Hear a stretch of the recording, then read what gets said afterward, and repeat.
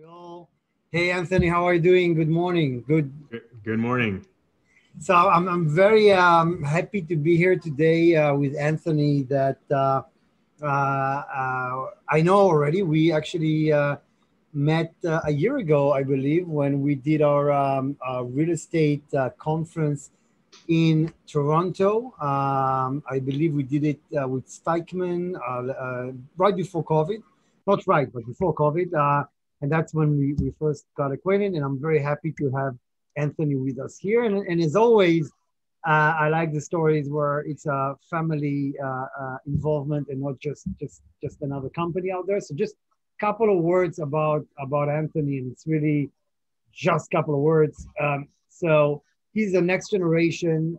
He's today the CEO of Broccolini, developer from Montreal and builder of high-rise mixed-use residential and commercial projects, as well as large-scale industrial spaces in Montreal, Toronto, and Ottawa. Broccolini is family-owned, single-source provider of construction, development, and real estate services, founded in 1949. Wow. With over 70 years of history and more than 450 employees. The group, known for its collaborative approach to construction and development, currently manages over $6 billion worth of projects, owns and oversees 16 million square feet of real estate, and generates over 1.5 billion in annual construction revenue. Building on the success of their previous funds, Broccolini is now raising its seventh fund to invest in trophy assets in the industrial high-resolution, high-rise residential and office markets in Toronto, Montreal, and Ottawa. So that's really just a quick background. Maybe Anthony, you can tell us in a nutshell how you ended up working for the company. It's not that obvious. I should do a different session with you about next generation and all of that. Coming to such a big company, you have so much to prove, right? So people will not say, hey, that's the kid. No, you have a lot to prove. Next generation of a major family business. Your siblings are also in the business, by the way? I have some other family in the business, so I have different cousins working with me. My sister was here for a little bit. She's on maternity leave right now, but yes, definitely a big family business, and got started out in the business. I mean, at a young age, really enjoyed construction and got to see a lot of different construction sites with my dad, and got to see what he was doing, and so it was always there, but didn't really know that I was going to get into it, and watched my dad build a number of houses, and then started working one summer on a job site at 15, and that was it. And probably pushed a broom and picked up garbage for 3 summers, and really learned from the bottom up. And so super fortunate that I had that experience.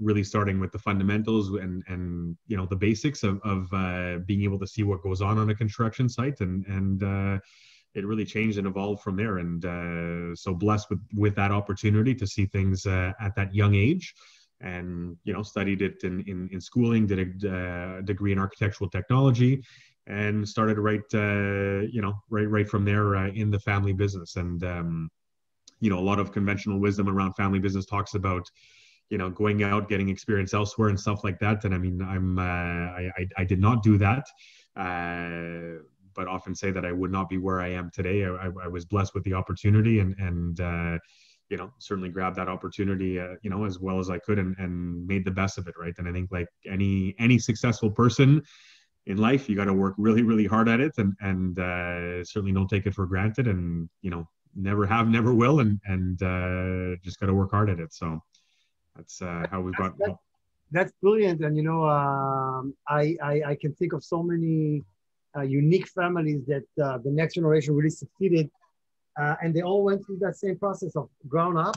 I remember doing a session with McLean family. McLean is I don't know if you know them from around Houston.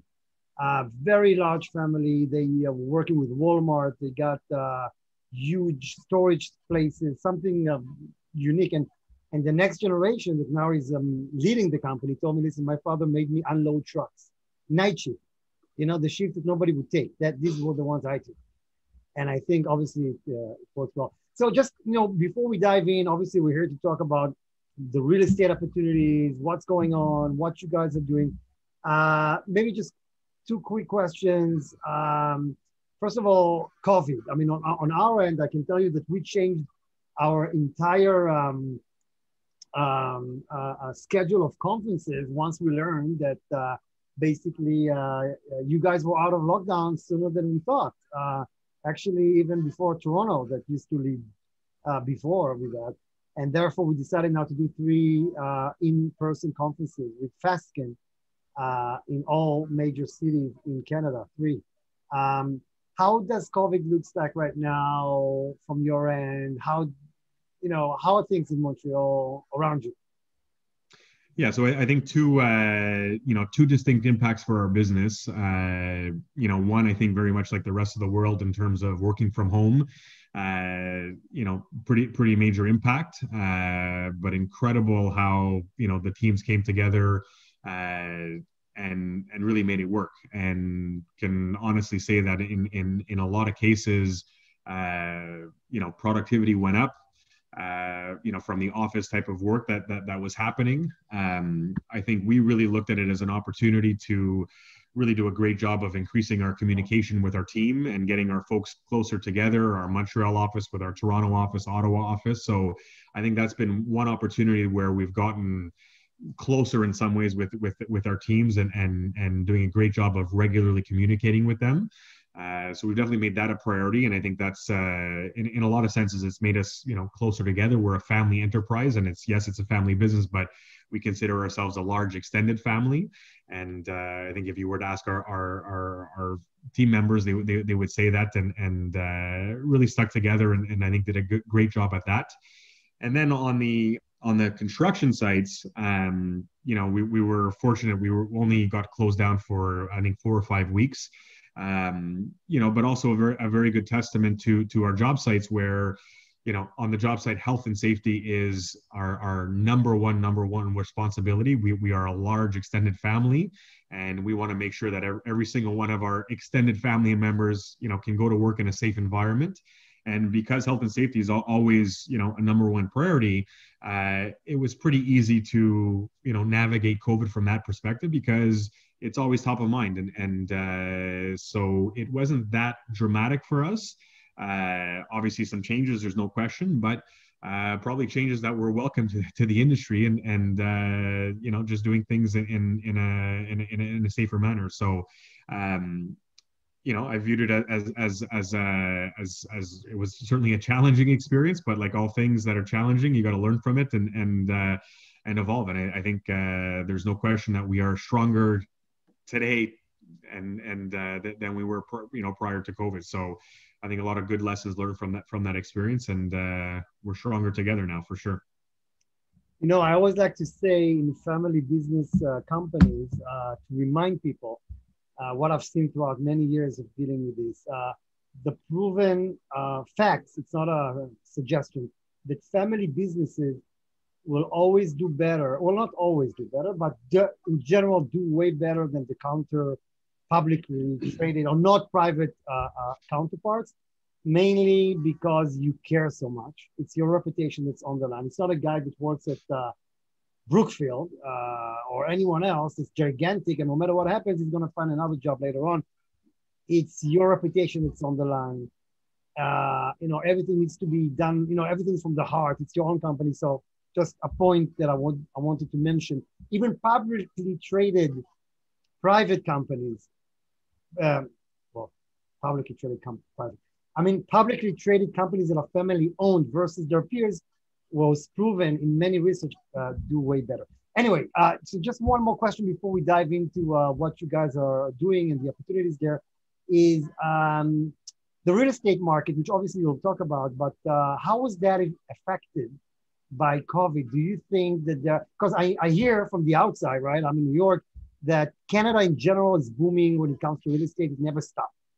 I don't know how accurate that is. I mean, how was the real estate world in Canada affected or not by COVID?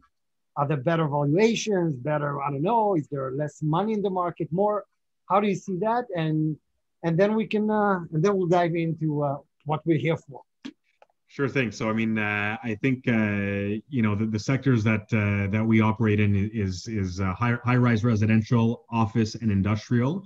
So certainly happy to talk about those different sectors. So I think starting with the high-rise residential, definitely during COVID, I think there was a pretty big pause in terms of people wanting to live in the urban centers given COVID. I think that like we've seen throughout history in most pandemics, people like to congregate, people like to be together, right? And so certainly some short-term impacts, there's no question. We invest quite a bit on high-rise residential in the urban core, specifically Montreal and Toronto. And we probably spent a good 3 or 4 months like really doing a deep dive to say, should we continue investing? And we did a lot of different research and a lot of different papers, and our conclusion was that, again, people want to be together. You look at throughout history, the population continues and will only continue to migrate to the urban cores. And so I think, there's certainly, we had a moment of time where, that was not happening. But we're certainly seeing that is going to continue down the path of people are going to continue to occupy the urban cores. And so we're not, I think there was a short-term impact, but long-term, we're certainly not concerned of that market. And we're happy to continue invest, and we believe in cities.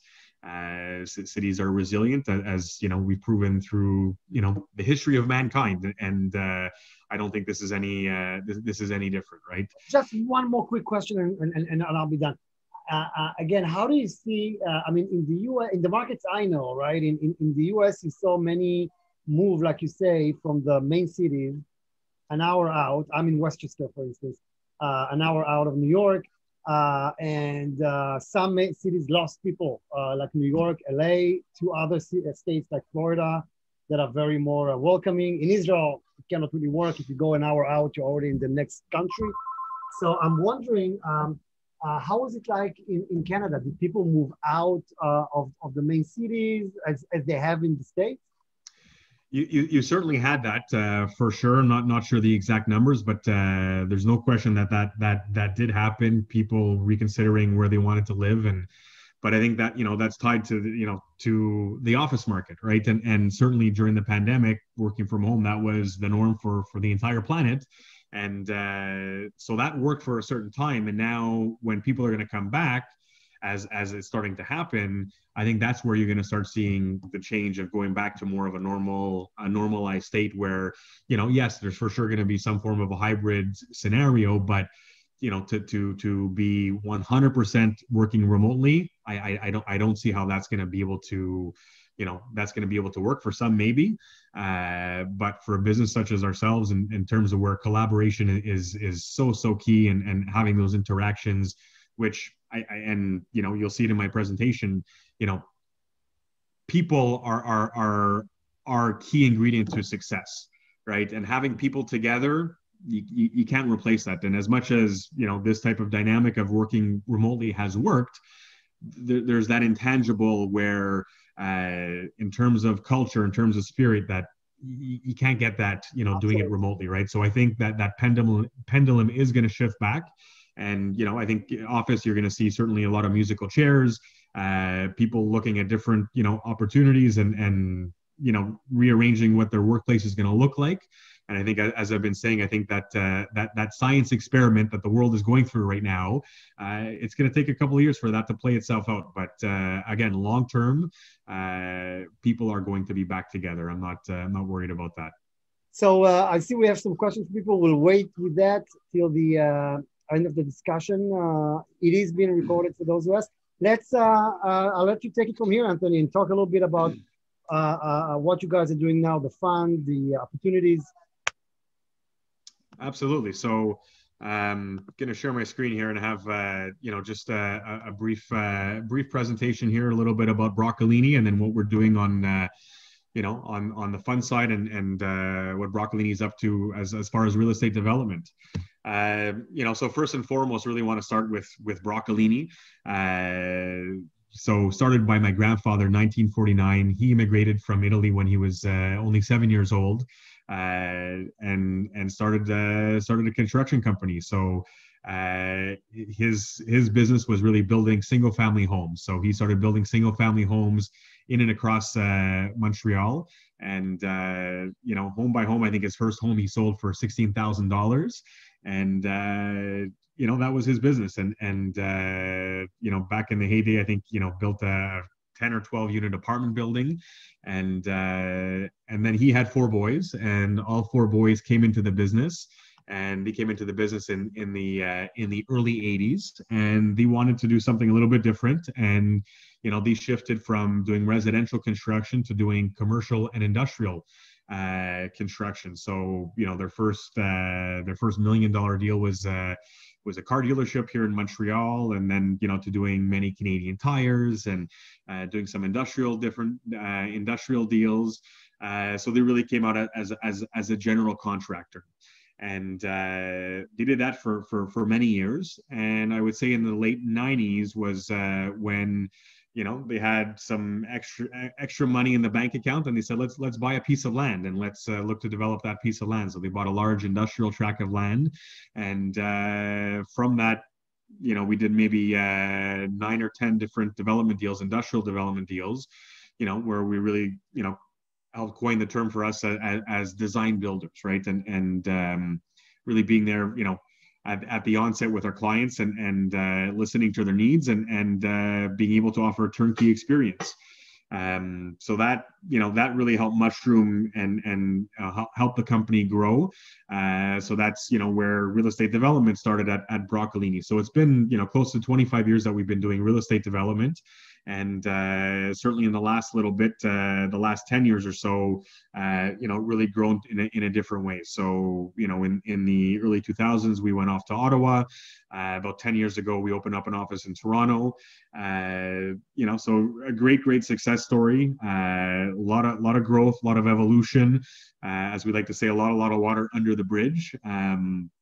And today, offices in 3 different markets: Montreal, obviously our home base here in Montreal, Ottawa, Toronto, 450 employees across the 3 different markets.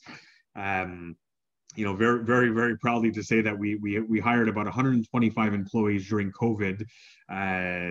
So we've been blessed and fortunate that we've been able to continue to grow and been able to onboard a lot of great talent. So today, Broccolini, we focus on development, construction, property management, asset management, and fund management. So I think, in terms of, when you talk about family business, and to me, this slide here, it really shows, really who we are, and our core purpose is that we love to develop and build. And I think the thing that makes us different, it's all about the people, and it's all about the relationships, and like you said before, the caring nature, and our family name on the line, and to us, this business, it's a village, it's a small industry, and we want to make sure that we have great relationships with our people, with our partners, and our clients. Our long-term goal is that we want to be the most sought-after builder and developer in Canada. And to do that, you have to have a great reputation. And we certainly recognize that reputation, it's only as good as your last deal. And whether it's with your subtrades, whether it's with your investors, whether it's with your clients or your tenants, you got to make sure that you continue to outperform and never settle. So as far as our values, I think our values, are shared very much with our employees, and we want to make sure that we hire people that are, like-minded, and not only just the people that work here at Broccolini, but, all the different partners that we have. And like you said before, pride, passion, we have an incredible pride and passion for what we do, very much an entrepreneurial spirit, and collaboration. I think collaboration, out of all of them, it's an industry where there's so many people that are involved in what we do.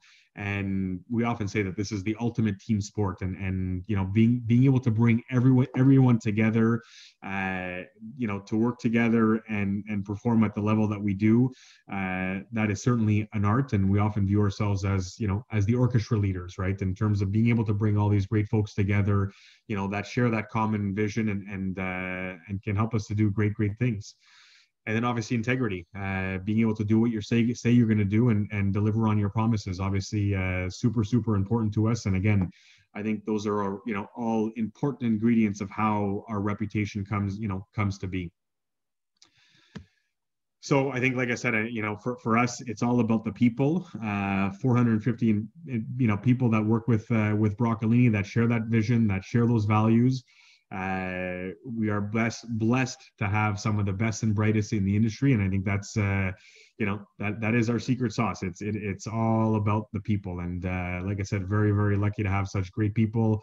You know, people that have been with us for 35, 40 years, and then a lot of new people that have come on board that have felt like they've been with the family for a long time. Some that you know, we're just starting to meet now in person, and I think this is no question, you know, what makes Broccolini different is, you know, we have just such a, you know, a passionate and caring group of people that come together, you know, that share a very strong vision together. So again, that's what's making Broccolini here unique.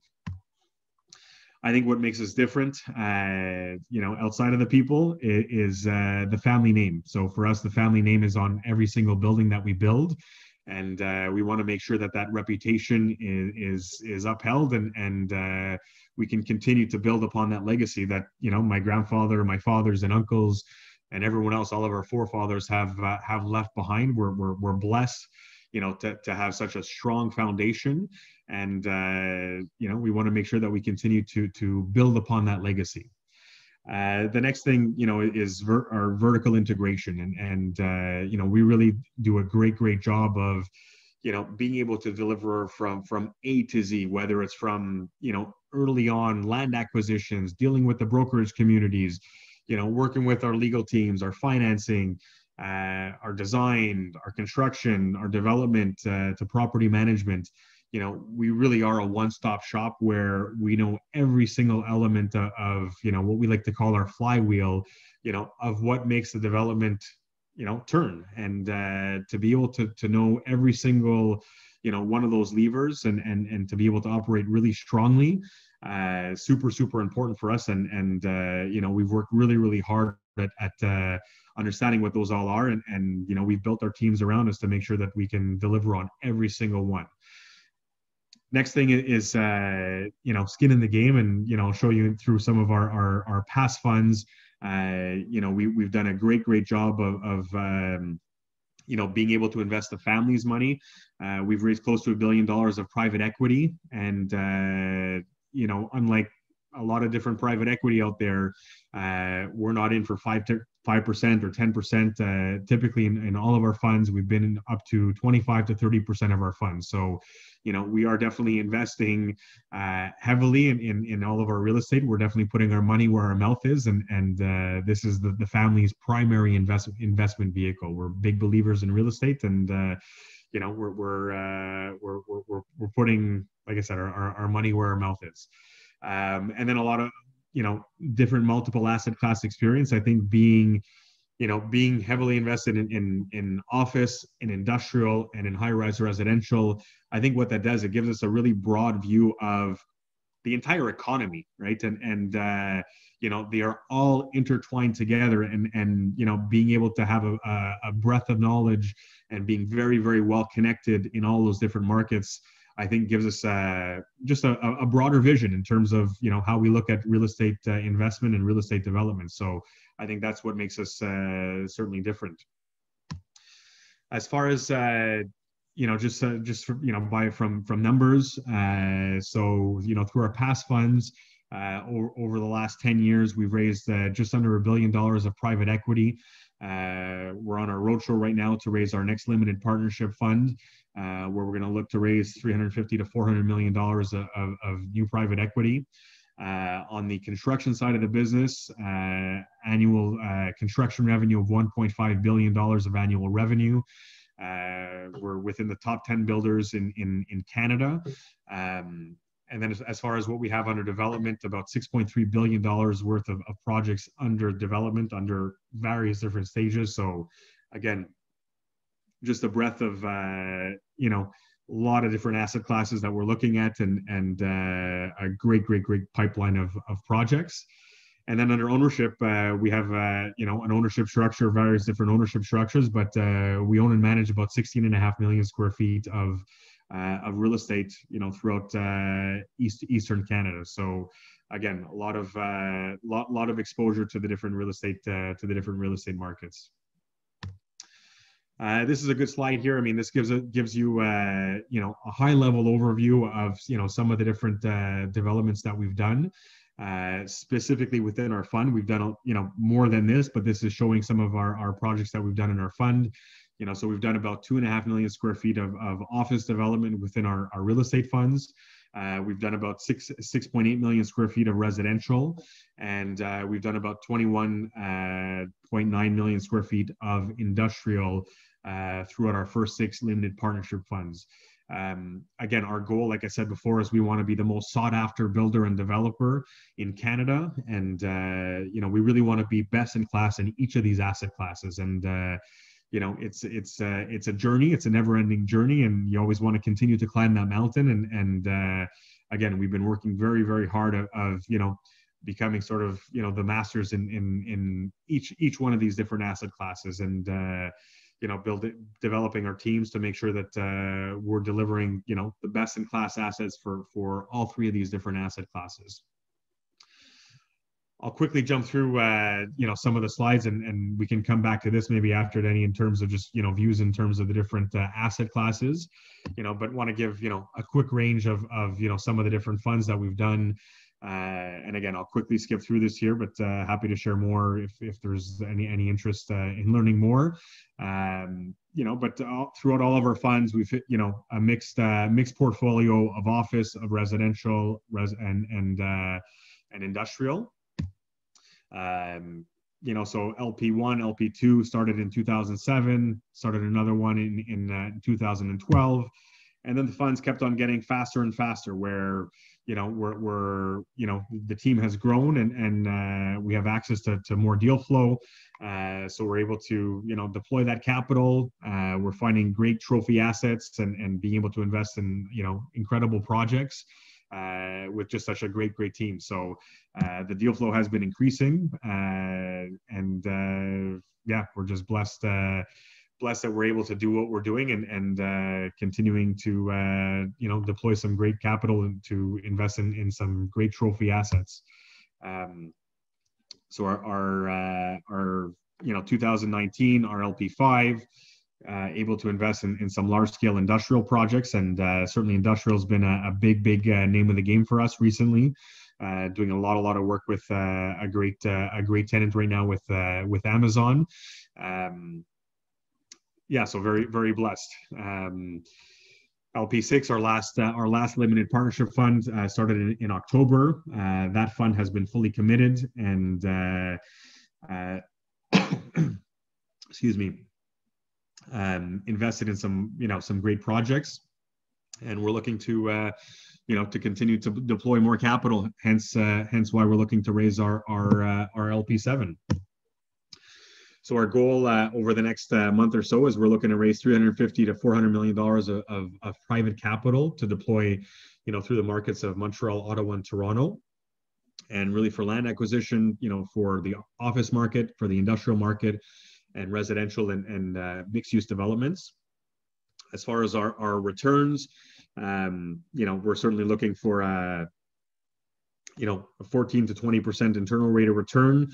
I think you know, from our previous funds, you know, outside of one, we've outperformed that substantially. Love the mantra of under promise and over deliver, and excuse me. Our goal, like I said, is to produce great returns for our investors, ourselves as well. And like I said, we've done some great jobs through our past funds, and want to continue that, for our fund members and for ourselves, where we're heavily invested in these funds. As far as how we want to allocate those funds, here's some guidance in terms of how we sort of see ourselves allocating the funds. But again, we're very agile, we're opportunistic. So again, we will go where the good deals will come from. But we sort of see ourselves, 40% in the Montreal market, 60% predominantly in the Toronto market, with maybe some in the Ottawa market. And, about 65% of those funds will be for industrial developments, 25% for residential, and then about 10% for office. Here's some success stories, and certainly from a time check, I can continue and share some of these some specific success stories, but happy to answer questions as we go here. We've done a lot of office. This was an office deal that we did in Ottawa back completed that in 2012 within our first deal. So we won, 2 deals for doing about 1 million square feet for public works. Just over 1 million square feet of office development. The feds went for an open competition, and we were the winners of two great deals where we were able to come together, putting a great proposal forward for the feds, and winning a 25-year lease with a $1 buyback. So again, a great success story for our limited partnership number 1. Where we have 25 years of cash flow. So typically our funds have a 10-year life. This one here could possibly go, our term of that fund is coming to an end next calendar year. So we're going to decide whether we want to, continue and hold this or dispose of this. But, having a crown entity as a tenant, pretty much as good as it gets from a risk perspective, and the type of tenant that you want to have. Next year we have 628 Saint Jacques, which is a condo project downtown Montreal in Square Victoria. So this is one where a developer previously had the site and didn't do as well with the site.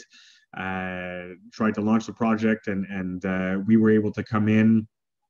We were able to acquire an additional site next door to it. We were able to acquire some extra density through a neighbor, through purchasing some air rights, and put together a great development file, and some great returns, for our investors. And typically on the residential side, we're looking for over 20% internal rate of return.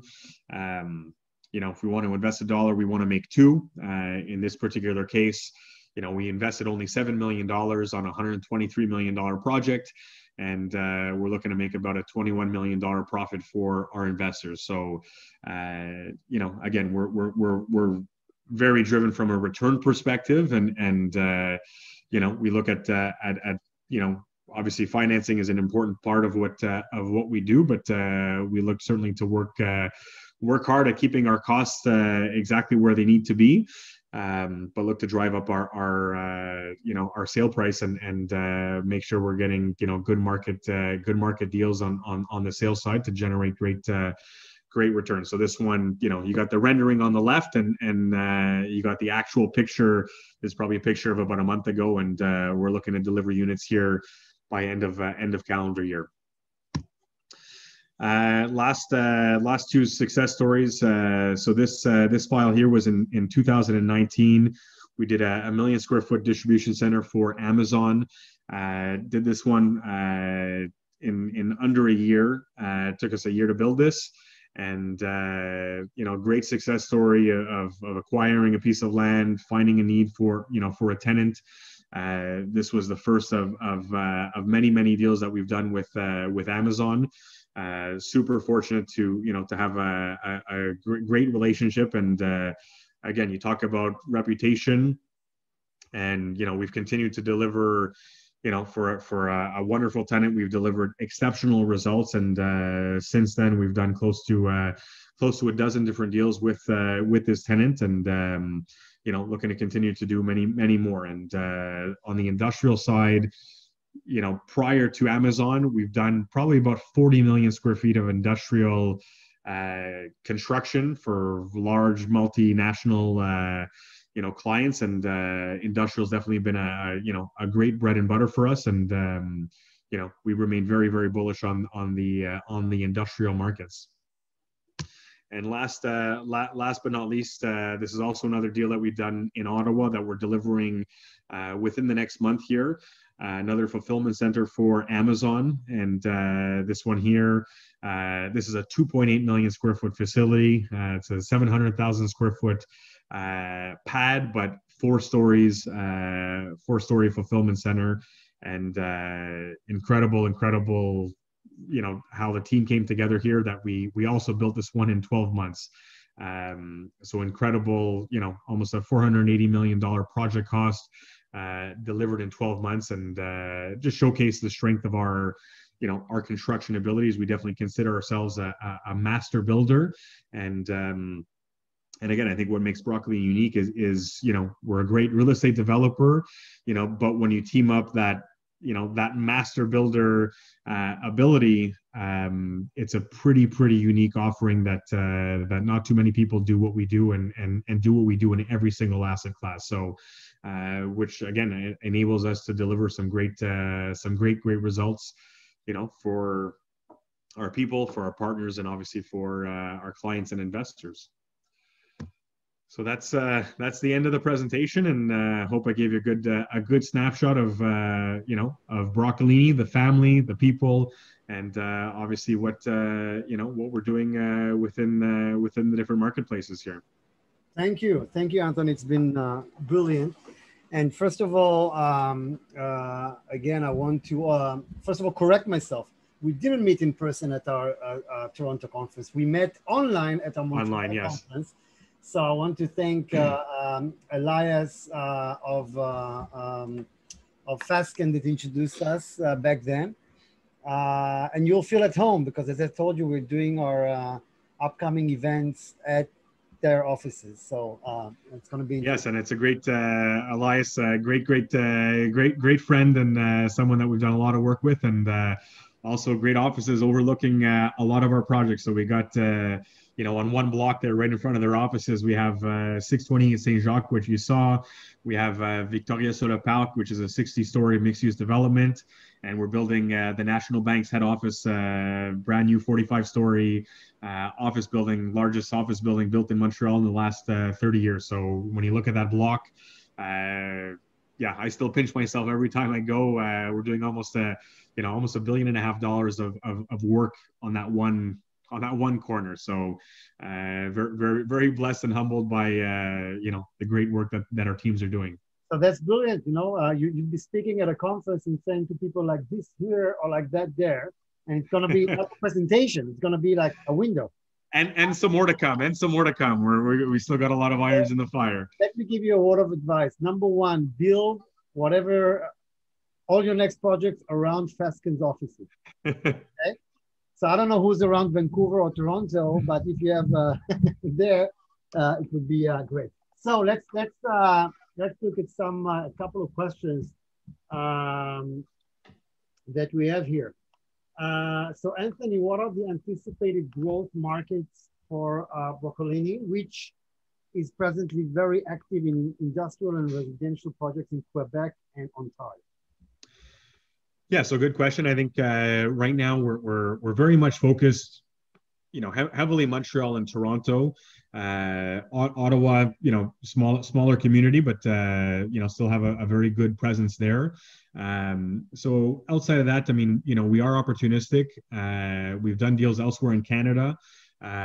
So we are looking at other markets where we can follow great tenants, that want us to follow them in different markets. We are looking at that, and we've been approached by different landowners and stuff like that. So we are always looking, and it's our job to look at different opportunities. But right now, in the short term, we're not set on opening up in another market.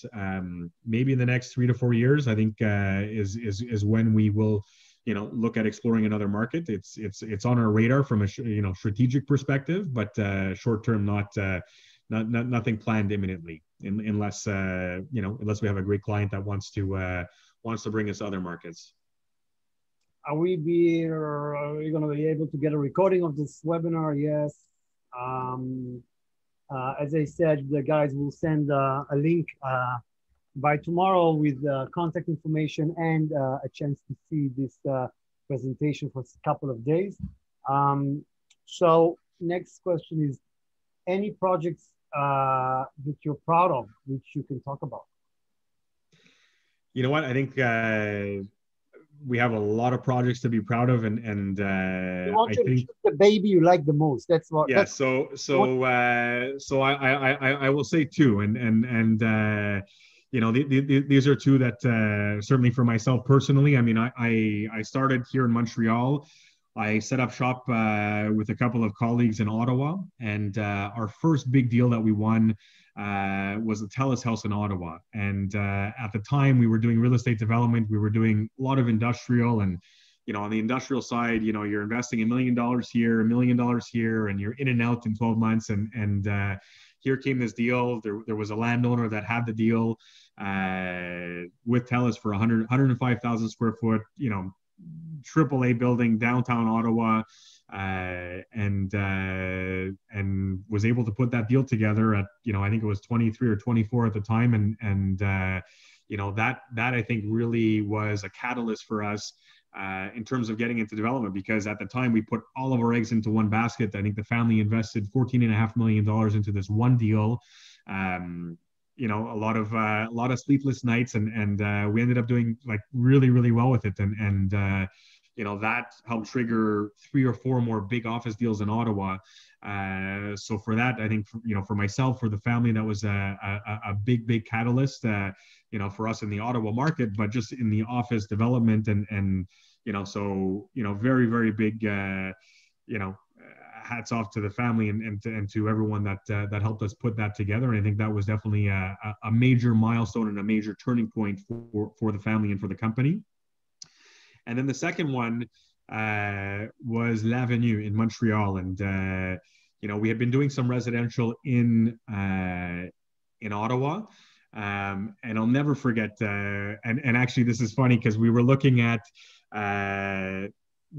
Place Victoria, and I was at the Grand Prix at the time, and we were hosting a bunch of folks from Ottawa, and we were doing all of this great development work in downtown Ottawa, and was always looking to say, we were doing great stuff here in Montreal, but I was looking at the skyline, and I remember specifically looking at Place Vic and saying, I want to be able to put a tower up here and be able to plant our flag here in downtown Montreal. And so in 2012, we bought a property right in front of the Bell Center, and it was our first high-rise project in Montreal, and we put up L'Avenue. It was a 50-story mixed-use development, gorgeous project, incredible architecture.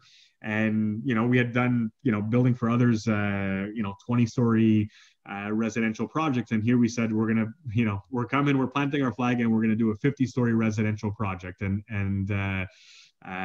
incredible project, incredible for the company, for our investors, and I think that was also a catalyst for all of the great work that we're doing here in Montreal. So those for me, definitely two proud moments, and proud moments that I won't forget for sure.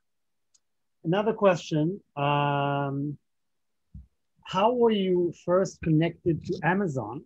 Was it through JLL or through RFP? And then they say you are the next Mitch Goldhar. That's where I have to compliment myself as well and tell you guys that Mitch Goldhar was the keynote speaker of our last conference in Toronto. Well, very humble to put us in the same context. I mean, Mitch is a phenomenal guy, and certainly a legend in the industry, someone we look up to, no question. And I think to the question of Amazon, right? And I think it's our job to make sure that we're well connected within the community, and staying close to the brokerage houses, staying closest to all these different tenants. I think also having the vision to where the industry is going and how things are going to happen. And I think, we just have to stay close to the community and stay close to the brokers community.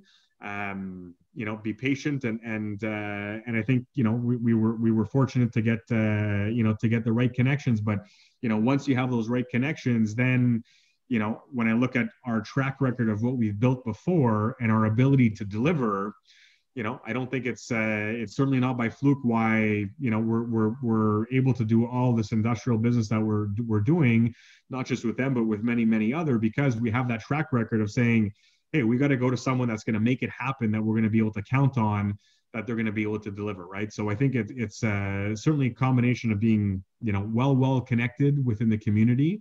I think it's on the real estate side, it's certainly our job that, we want to make sure that we're top of mind, and we want to be that most sought after, where, we want to be the easy button for the brokers, for our clients, for our tenants to say, we have this project and who do we want to go to? We want to make sure people are thinking Broccolini top of mind, to make sure that, we're that easy button, and we can make sure that they know that we'll be able to deliver and make it happen.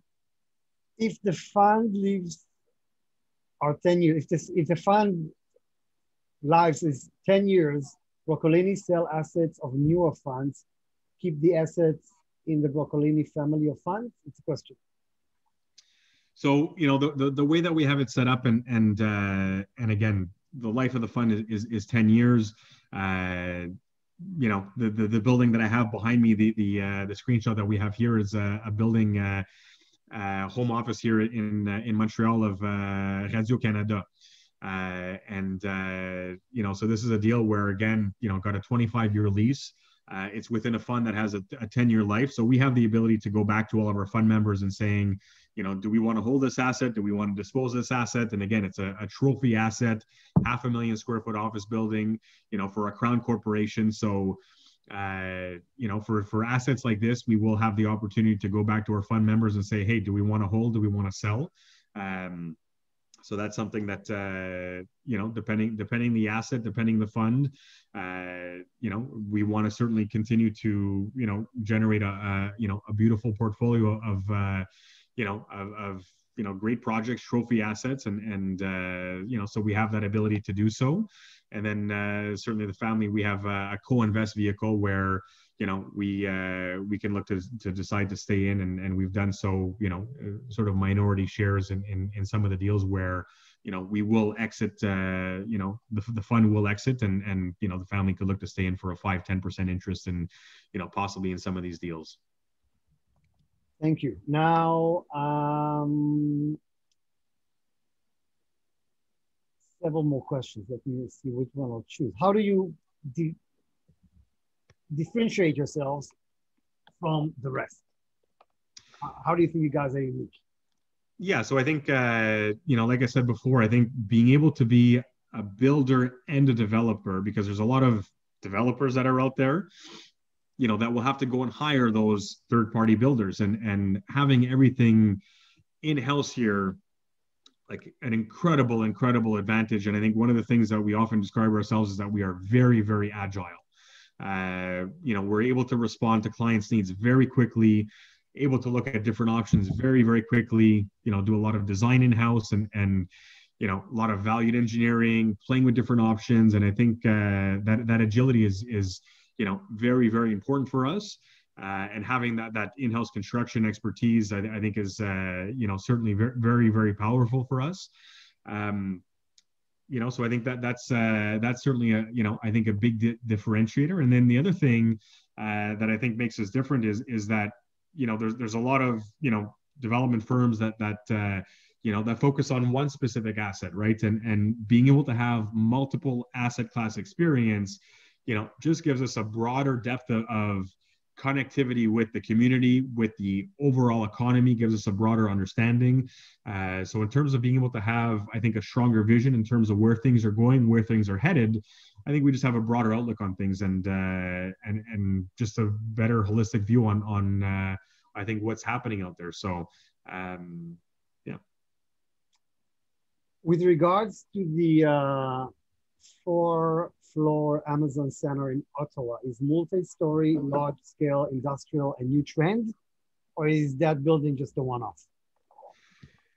You know, I think as one of my uncles likes to say, he says, you know, the man upstairs ain't building land anymore, right? And you know, when you think of some of the bigger cities with the green belts and you know, Montreal here, we're on an island. I think it's definitely a taste of, you know, more to come. There's no question, and when you look at it, it's volume based. You know, so are you going to see them every day? I don't think you're going to see these every day. But I think it's, you know, it's just different ways of building, and I think smarter ways of building, and for certain tenants, it's going to work. So yeah, so I think, you know, as land values continue to appreciate, you know, there's no question it's getting tougher and tougher and tougher to find, you know, good land. We've done a great job over the last, you know, couple of years of acquiring a lot of industrial land to be well positioned on that front. But, you know, I think, you know, one of the beautiful things about Canada, you know, and you know, this was sort of our residential thesis that I was talking about before, that we spent a lot of time looking at, you know, residential, but it ties so much towards, you know, industrial and office. And, you know, the summary of our thesis was, we're betting on growth. Right. And Canada is such a wonderful place for so many reasons. And, you know, you look at immigration, you look at, you know, quality of life, you know, you tie so many of those different things together, employment, and it has so much going for it that it's no wonder why we're experiencing all of this different growth. Right. And I think, you know, we're super fortunate to be on the forefront of that. You know, we're studying it, we're following it. And, I think as long as there's that continued growth, you know, there's going to be continued opportunity, right? And I think the industry is going to have to challenge itself to find better ways of doing things, right? And, you know, whether it's, you know, finding ways to deliver, you know, goods to folks, whether it's finding ways to be more sustainable and changing the way of how we're doing things. I think, you know, we're certainly at an interesting time. I think our industry is one that has not evolved a lot. And I think is very much ripe for change. When you compare it to other industries, like it's archaic in many senses of the word. So I think, you know, that type of thinking, that type of mindset of saying, hey, how are we going to disrupt? How are we going to do things differently? How are we going to make things better for our world is got to be something that's got to be top of mind, you know, for everyone globally, right? And I think we all got to push ourselves to do better. So some ask here, what's the minimum investment? So right now, the minimum investment is $1 million, you know, for the fund. That's what we're looking at right now. And like I said, we're looking to raise $350 to $400 million for the next fund. Do you have or considered an industrial only fund? So we have, but at the same time, what we do is, I mean, we you know, I think what's nice about our fund is that it's a diverse fund, right? Where you're getting different asset classes, and that's certainly the way that we're looking at it. And in terms of how we're managing, you know, our own money and the fund's money, and to us, we look at that one as the same, right? And you know, so I think being diversely invested into those different asset classes, I think there's value in that. You know, we're you know, being diverse in the geography and by the asset class. So that's been our focus. That's sort of been our mantra. And you know, certainly we've got that comment before. There's no question, but we certainly like having diversity within our portfolio. How often will returns be distributed? What liquidity options are provided? So within our fund, I mean, it's you know, it's a limited partnership fund. It's a committed amount. So we're only calling on the funds as needed. So on a case-by-case file, and same thing for the returns. As you know, as we dispose of a fund, or as we refinance or as we dispose of a specific file, you know, we return those monies. We're not recycling that capital. We're not reusing that capital. Same thing if we're going to refinance, you know, a building. That excess capital is going to go back, and we're not recycling that capital. How many deals you had in total, and how many of those didn't do well? So as far as total deals, I mean, every fund, we varied from as low as 4 or 5 deals to, a dozen deals. I would say on average, we're probably doing about 8 or 9 deals per fund. In the life of the fund, we've probably done close to 50, 50 individual deals. We've probably had out of that, we probably had 1 or 2 that, did not go so well. Haven't lost money per se, but I think one of them is really more just the time value of money, right? Where gone a lot longer than expected. But outside of 2 deals, I mean, we've done, I think, incredibly well. So yeah, I mean, it's we've obviously had lessons learned, right? And you grow from those and you learn from those, and there's no question we're way stronger than we were before, and those are some of the earlier deals that we've done, and yeah, stronger today because of those. We should do more sessions, Anthony. I mean, the amount of questions I'm getting, I just told my PA to cancel the next call. But a couple of more questions here.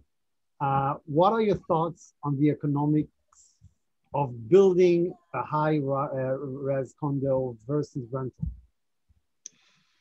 You know what? I don't think, and I have, blessed, I'm in a YPO Young Presidents Organization, so I have a lot of fellow members that in the business, and so speak to a lot of folks, and so we're getting into on the rental side right now as we speak.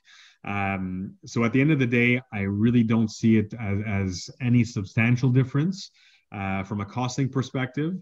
I think, from a quality perspective, from a rental perspective, you want to deliver long-term quality where you're not going in, you're not changing things all the time. And it's the same thing on the condo side. And there's no question that the condo market is the shadow apartment market, right? Because you look in Toronto or you look in any major cities, and Montreal, certainly the trend is getting more and more towards that. It becomes an investor market, right? Where people are buying these to rent them out. You certainly have end users that are in there. But personally, I really don't see a dramatic difference between a condo building and a purpose-built rental building. I think they're very similar. And I think, the way that we look at it is, we want to build something that's going to stand the test of time. And whether it's a condo or an apartment building, we look at it with the same eyes. And obviously in an apartment building, yes, you have obviously churn, but you have the exact same thing for a condo building, because like I said, for the most part, it's the shadow apartment market. Can you give examples of project finance partners you have used on deals? Yeah, so from we've done a lot of different partnerships, and from institutional partners. I mean, we've partnered with, I don't want to say you name it, but we've partnered with at least 15 different institutional partners on various types of deals, on the residential, on office, on industrial. So again, we're very opportunistic. We look at the different deal flow, and if there's a good fit for us to have a partner on a specific deal, and there's a reason for it, absolutely. And so we've done very well with that in the past. And then, on the financing side of things, again, relationships, super important to us. And, we've had a lot of great relationships with a lot of the different banks, a lot of the different lenders, so that for us is super important. And, when you think of our overall flywheel in terms of, what helps our engine turn, obviously, getting the right financing terms and getting the right lending conditions, is something that we work very, very hard on. And we have a team that works, exclusively on those deals to make sure that, that we're trying to get the best deals in the marketplace and with the best conditions. And again, we're fortunate we have phenomenal relationships, right? And I think, again, for us, when I think of what's the makeup of Broccolini, the term that often we talk about here internally is it's great people and great relationships. And that's the secret ingredient of our success. It ain't that complicated. By the way, how many generations are you guys in Canada? Third generation. Third, and originally from? Italy. Italy, right. It's great. You know, you and Elias represent 70% of the good food in the world, right? Whenever I speak to Elias about Greek salads and you guys, and I'm saying that because my wife is from Finland, and trust me, it's very limited. But I hope she doesn't hear me, or any Scandinavian for that matter. So what are the failures you have learned from the most? And another person is asking, what's the minimum investment? We already talked about it. It was $1 million. Failures goes back to people, not having the right people on the bus, and not making those tougher decisions when we needed to. That's where we've had the biggest our biggest failures is we didn't make the right people decision at the right time. Not going with your gut and making those decisions quickly, for sure. So, Anthony, anything else you'd like to add at this point? I think that's pretty much it. I think like I said, I mean we're very fortunate, very blessed to be living where we live, in such a great place, with a great great environment. Yes, COVID has had an impact, but I think we've done exceptionally well given given everything that's happened. And I think we certainly feel very, very optimistic about the future. And like I said, we're lucky we have such a great team, and you combine that with an overall economy that I think look, certainly the outlook for the next couple of years I think is going to continue to be very, very strong. And we're like I said, we're lucky to be where we are, and blessed to be doing the great work that we're doing, and with great people.